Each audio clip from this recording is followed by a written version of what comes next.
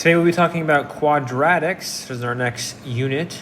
And just a reminder, most of us have seen quadratics before. So just as a reminder, quadratic equations are of the form ax squared plus bx plus c equals 0. Remember, equation means that it's set equal to something. In this case, it's equal to 0.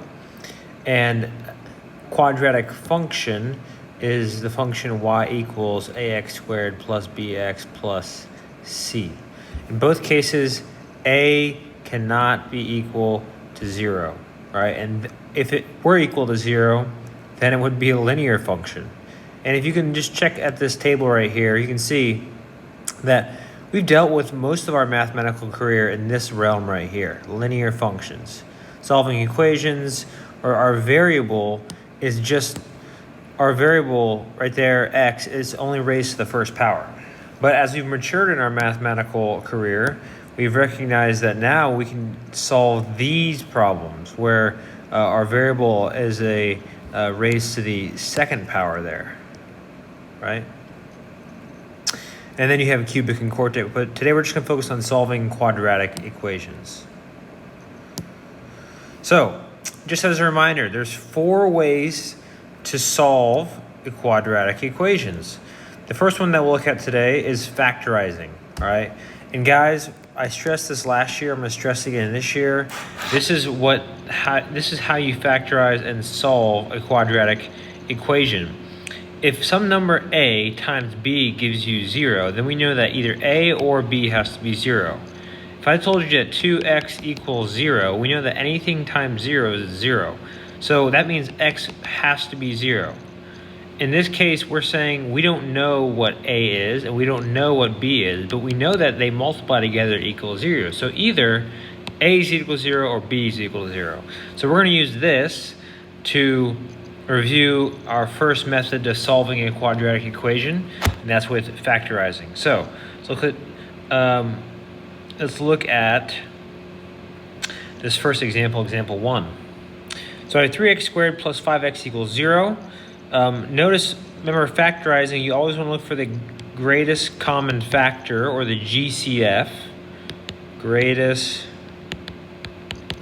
common factor. And you can see that both of these equations have an x, at least one x in them. So what I can do is I can divide both of them by x. And in order to keep this statement true, if I divide by x, then when I rewrite it, I'm going to bring x and put parentheses so I can just write an equivalent statement. 3x plus 5 equal to 0. Okay, and of course I could divide over here by x too, but that just is equal to 0, so it doesn't matter. And now again we have what we just talked about. We have 2 factors that equal 0. We have this factor right here, x, and we have this factor right here, 3x plus 5. They multiply together to give you 0, so either x has to be 0 or 3x plus 5 equals 0.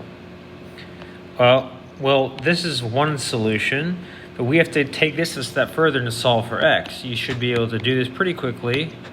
3x equals negative 5, divide by 3, divide by 3, x equals negative 5 over 3rd. So, the 2 solutions that would make this equation equal to 0 is x equals 0, x equals negative 5 over 3. Both of them work. Quick check. Of course, you could always check your work with this. Is 3 times 0 squared plus 5 times 0 equals 0? Yeah, that's 0 plus 0 equals 0. Great. I'm going to erase that for more, so I can have a little bit more space. I can check negative 5 over 3. So 3 times negative 5 over 3, the second power, plus 5 times negative 5 over 3 equals 0. Well, I know that negative 5 to the second, negative 5 over 3 to the second is negative 5.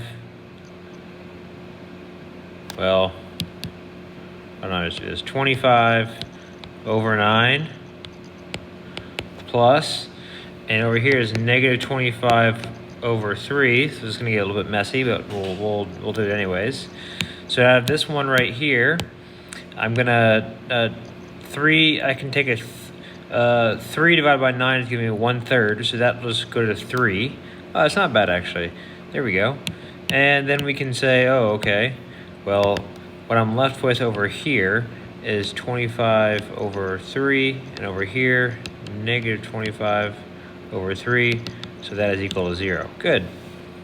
So both of these work, and both of these work, and both of them are solutions. Okay. Over here, example 2, I have 4x squared plus 1 equals 4x. So the first thing I look for is there a GCF? No. Next, what I'm going to do is I'm going to factorize. I'm going to move everything to the left-hand side of the equation. And on the right-hand side, I should set this equal to 0. So I'm going to do 4x squared. And I'm going to do minus 4x on both sides. So minus 4x plus 1 equals 0. Now, Mr. Josh, why would you do that? Why do you set it equal to 0? Well, up here, because if we can get something set equal to 0, we know that we can that one of the factors has to be equal to 0. So that's why we set it equal to 0. Okay. Now, in this spot right here, what you're going to do is you're going to look and see how can I factor this. Remember, we worked on factoring, and you had to figure out which method you were going to use. You had to split the terms. You had to there's lots of different ways to solve for quadratics, but so what we have to do is we just have to factor this. All right. I'll look at this.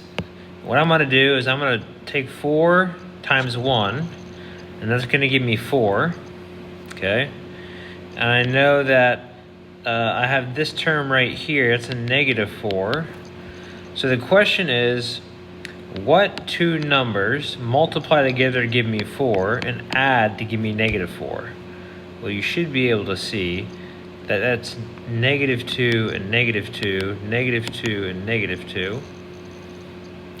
So what I can do is I can rewrite negative 4x by writing them as negative 2x. Watch. So 4x squared, and instead of writing minus 4x, I'm going to write minus 2x plus 1 equals 0. And now what I can do is I can look for factors. I can group factor by grouping here. And what I do is I'll find that in this term right here, this shares a 2x. So those terms right there share a 2x. And I get 2x minus 1. And then over here, I know I want this to be the same as this. And I'll tell you why in just a second. So what I can do, in order to get this to look like this, I can take a negative 1 out. So minus 1, that gives me a 2x minus 1.